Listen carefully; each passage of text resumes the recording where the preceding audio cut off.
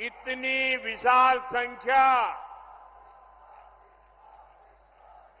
और इतने बड़े उत्साह उमंग के साथ आप हम सबको आशीर्वाद देने आए हैं। मैं आपका बहुत बहुत आभारी हूं।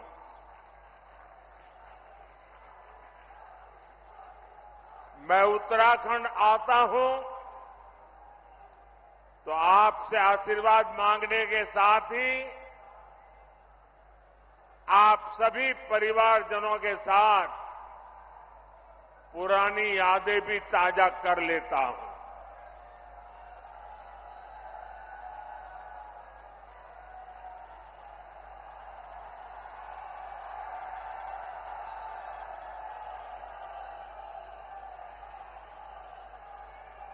कल मैं भारत के दक्षिणी छोर पर सागर तट पर बसे तमिलनाडु में था और वहां भी लोग कह रहे हैं फिर एक बार, फिर एक बार, फिर एक बार। आज हिमालय की गोद में बाबा केदार और बद्री विशाल के चरणों में हूं तो यहां भी वही गूंज है। फिर एक बार, फिर एक बार। हमारे यहां उत्तराखंड में ये तो देवभूमि है, देवताओं का आवाहन करने की परंपरा है और हुड़का का नाद देवताओं का आवाहन करने में ऊर्जा देता है। आज मुझे भी जनता जनार्दन जो देवता रूपी है उनका आह्वान करने के लिए हुड़का का नाद बजाने का सौभाग्य मिला। साथियों, एक गुंज इसलिए है क्योंकि देश के लोगों ने पूर्ण बहुमत वाली स्थिर सरकार का काम देखा है। आज देश में ऐसी सरकार है जिसने बीते 10 वर्ष में भारत को पहले के मुकाबले कई गुना मजबूत कर दिया है। मेरी बात से आप सहमत हैं? सहमत हैं? पूरी तरह सहमत हैं? जब जब देश में कमजोर और अस्थिर सरकार रही है तब तब दुश्मनों ने फायदा उठाया है। जब भारत में कमजोर और अस्थिर सरकारें थी तब भारत में आतंकवाद ने पैर पसारे। आज भारत में मोदी की मजबूत सरकार है, इसलिए आतंकवादियों को घर में घुसकर मारा जाता है।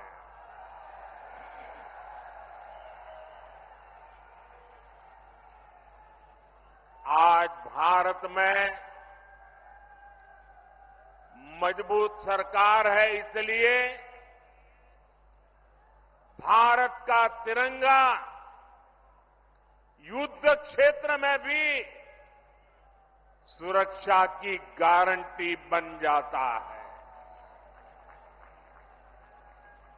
ये भाजपा की मजबूत सरकार ही है जिसने 7 दशक बाद जम्मू कश्मीर से आर्टिकल 370 खत्म करने का साहस किया। ये भाजपा की मजबूत सरकार ही है जिसने 3 तलाक के खिलाफ कानून बनाया। ये भाजपा की मजबूत सरकार है जिसने महिलाओं को लोकसभा विधानसभा में आरक्षण दिया। ये भाजपा की मजबूत सरकार ही है जिसने सामान्य वर्ग के गरीबों को भी 10% आरक्षण दिया। साथियों, कांग्रेस की सरकार होती तो 1 रैंक 1 पेंशन कभी भी लागू नहीं होता। मोदी ने ये गारंटी दी थी और इसे पूरा करके दिखाया। ये कांग्रेस थी जो कहती थी कि 1 रैंक 1 पेंशन लागू करके हम पूर्व सैनिकों को 500 करोड़ रुपए देंगे। ये मोदी है जिसने 1 रैंक 1 पेंशन लागू करके पूर्व सैनिकों को 1 लाख करोड़ रुपए से ज्यादा उनके बैंक खाते में पहुंचा दिए हैं।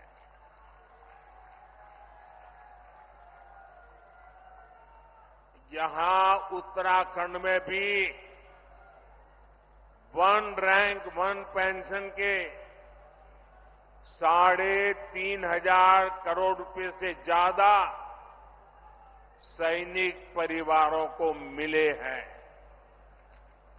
भाइयों और बहनों, कांग्रेस के समय में तो जवानों के पास बुलेट प्रूफ जैकेट तक की कमी थी।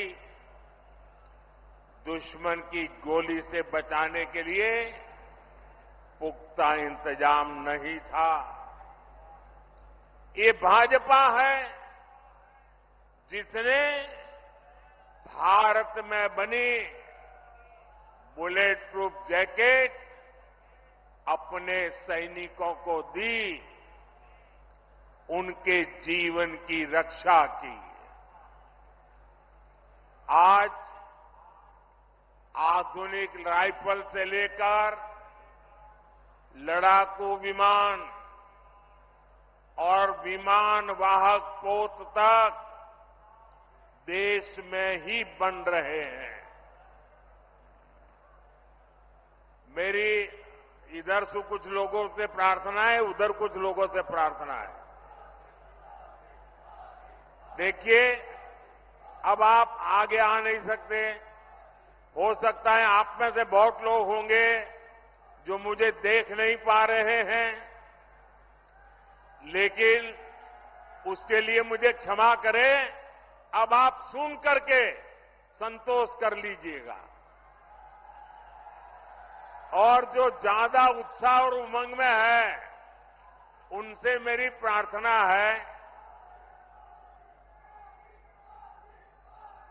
अभी ये जो ऊर्जा है ना, 19 तारीख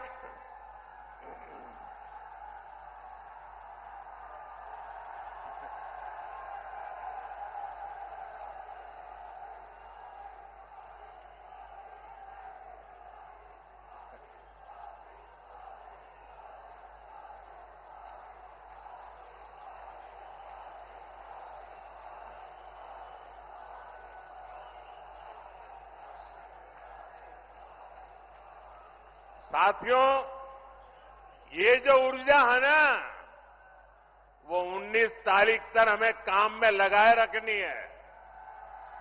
सारी ऊर्जा आज मत खर्च कर दीजिए। आपका ये प्यार, आपका ये उत्साह मेरे सर आंखों पर है।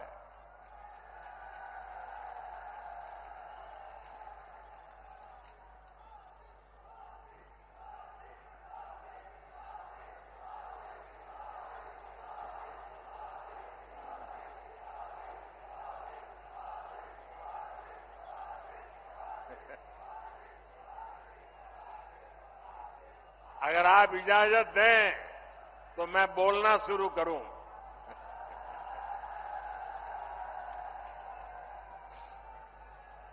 देखिए, उत्तराखंड वालों के लिए मैं आपका खुद का घर का हूं जी।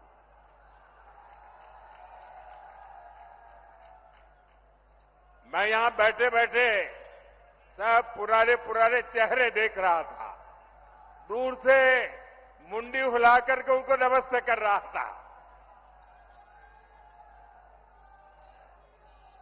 आप लोगों से मेरा इतना निकट नाता रहा है दोस्तों, ये मेरा सौभाग्य है और मैं कभी भी उत्तराखंड के प्यार को जीवन में भूल नहीं सकता हूं जी।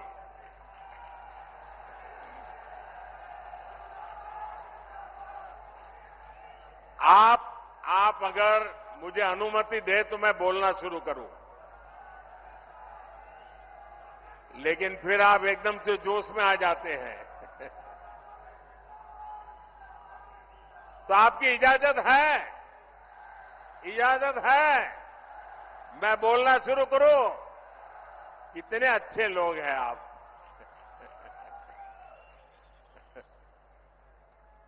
देखिए साथियों, कांग्रेस की कमजोर सरकार सीमाओं पर आधुनिक इंफ्रास्ट्रक्चर नहीं बना पाई।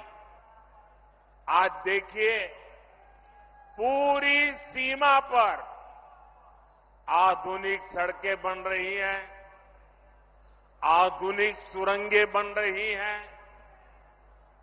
साथियों, कुछ साल पहले बाबा केदार के दर्शन के बाद मेरे मुंह से अचानक ही निकला था कि ये दशक उत्तराखंड का दशक है।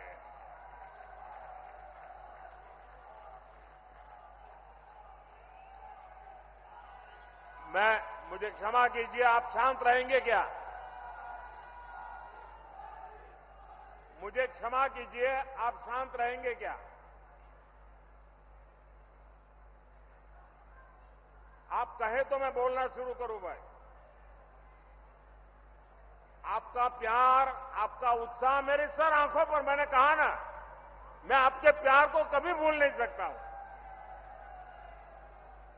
लेकिन मैं बोल ही ना पाऊं, इतना उत्साह करोगे तो इतने लोग हैं वो सुन नहीं पाएंगे। मुझे चिंता सबकी है, आपकी भी है। धन्यवाद भैया। हमारी सरकार उत्तराखंड के सामर्थ्य का लगातार विस्तार करने में जुटी है और इसमें बहुत बड़ी भूमिका पर्यटन की है, यात्रा की है, यात्रा धामों की है। ऋषिकेश तो आसपास के कई राज्यों के लिए, वहां के लोगों के लिए पर्यटन का सबसे महत्वपूर्ण केंद्र है। और एक जमाना था जब योग की पूरी दुनिया में धूम नहीं थी, तब भी दुनिया के कई देश के लोग जिज्ञासु के नाते योग के लिए ये हमारे ऋषिकेश आया करते थे। मुझे याद है, बहुत पुरानी घटना है, मैं एक बार यूएसए गया था। अब मुझे वो इतना इंटीरियर इलाके में मैं गया था कि मुझे कोई वेजिटेरियन खाना मैं तलाश रहा था। अब मुझे कहीं अता पता ही नहीं मिल रहा था कि इतने में एक छोटी सी दुकान में एक अमेरिकन नागरिक छोटी दुकान लेके बैठा हुआ था, लेकिन उसके गले में 3-4 रुद्राक्ष की मालाएं थी। तो मैं उसके पास चला गया, तो उसने भी नमस्ते करके मुझे मेरा स्वागत किया। फिर मैंने उसको मेरी कठिनाई बताई, तो उसने कहा आप चिंता मत कीजिए, मैं वेजिटेरियन हूं, मैं आपके लिए कोई प्रबंध करता हूं। और उसने मुझे अपने तरीके से कुछ वेजिटेरियन बना के खिलाया। और उस समय मेरी उससे बातें हुई कि आपने सब कहां से सीखा है ये माला वाला? तो बोले मैं बहुत सालों से ऋषिकेश जाता आता रहता हूं, बस उसी के कारण मेरी जिंदगी में ये बदलाव आया है। ये ताकत है इस भूमि की, ये सामर्थ्य है इस भूमि का। भाइयों बहनों, पर्यटन के क्षेत्र में कोई ऐसा एडवेंचर टूरिज्म हो तो हमारा उत्तराखंड है। राफ्टिंग करना हो युवाओं को यहां है, कैंपिंग करना हो दिलचस्पी अगर उसमें है तो यहां पर है, या फिर आध्यात्म और योग में रुचि रखने वाले व्यक्ति हो, ऋषिकेश आकर हर कोई आनंद से भर जाता है। भाजपा सरकार उत्तराखंड के पर्यटन को बढ़ावा देकर रोजगार के नए अवसर तैयार कर रही है। इसके लिए हमारा फोकस इस बात पर है कि देश के किसी भी हिस्से से पर्यटकों के लिए उत्तराखंड के कोने कोने तक पहुंचना आसान होना चाहिए। इसलिए हम देवभूमि में रोडवेज, रेलवेज, एयरवेज की लगातार सुविधा बढ़ाते जा रहे हैं। यहां ऋषिकेश कर्णप्रयाग रेलवे लाइन पर तेजी से काम चल रहा है। दिल्ली से देहरादून की दूरी भी सिमट रही है। उत्तराखंड के जिन सीमावर्ती गांवों को कांग्रेस अंतिम गांव कहती थी, भाजपा उन्हें देश का पहला गांव मानकर विकास कर रही है। आपने देखा होगा मानस खंड के तीर्थ स्थानों जैसे आदि कैलाश, ओम पर्वत दर्शन के लिए हेलीकॉप्टर सेवाएं शुरू हो गई है।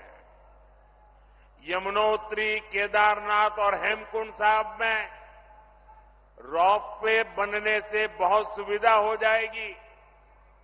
सड़क के रास्ते जो दूरी तय करने में कई घंटे लगते थे, उसे कुछ ही समय में पूरा कर लिया जाएगा। 4 धाम परियोजना के तहत केदारनाथ, बद्रीनाथ, गंगोत्री और यमुनोत्री को लगभग 900 किलोमीटर लंबे हाईवे से जोड़ा जा रहा है। इन सब प्रयासों से श्रद्धालुओं को उत्तराखंड पहुंचने में काफी आसानी हो जाएगी।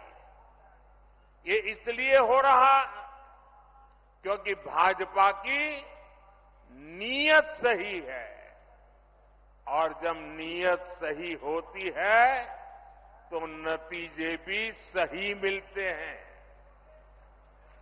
साथियों, 2027 तक केदारनाथ में 1 साल के भीतर करीब 5 लाख श्रद्धालुओं को पहुंचने का रिकॉर्ड था। पिछले वर्ष करीब 20 लाख यात्री केदारनाथ के दर्शन के लिए आए।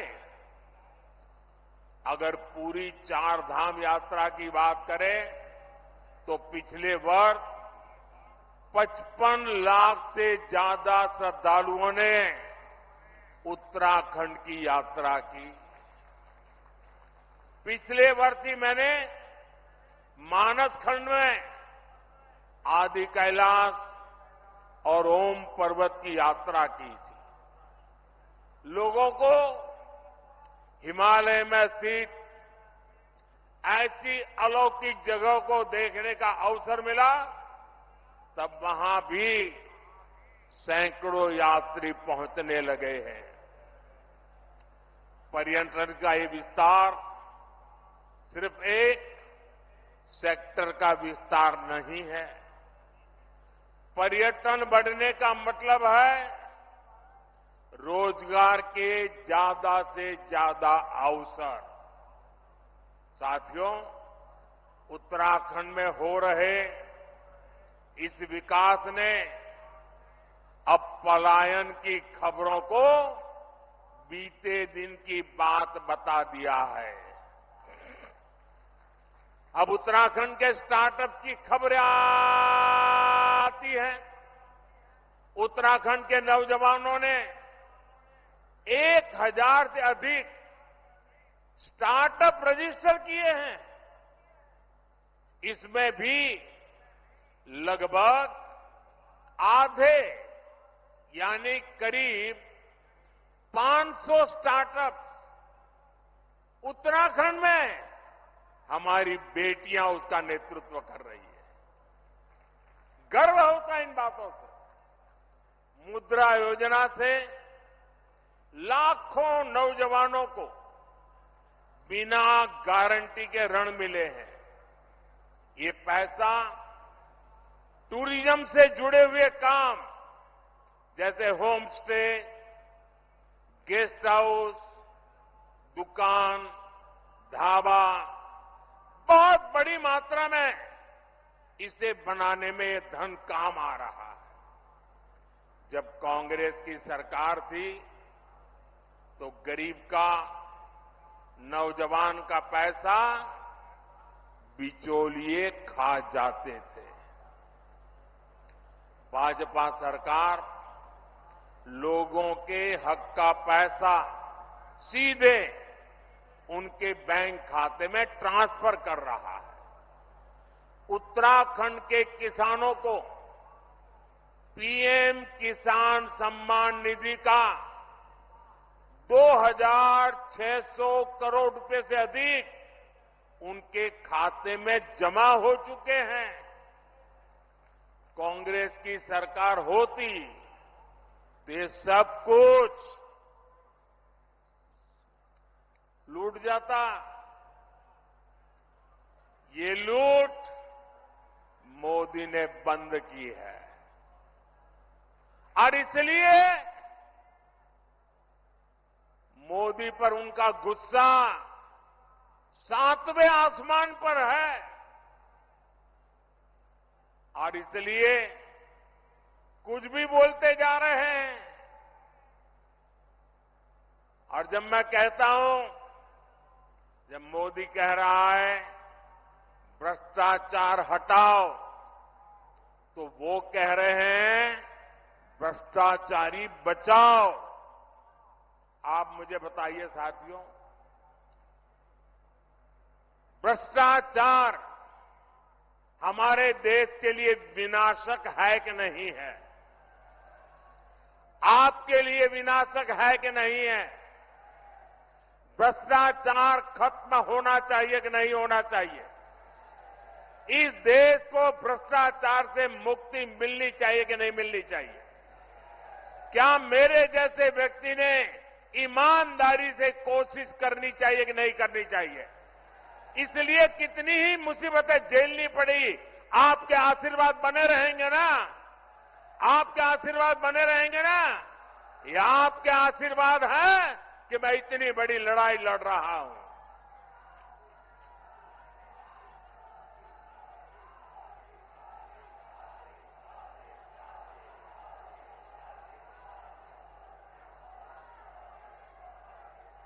साथियों, कांग्रेस के नेताओं के लिए तो पहले दिल्ली का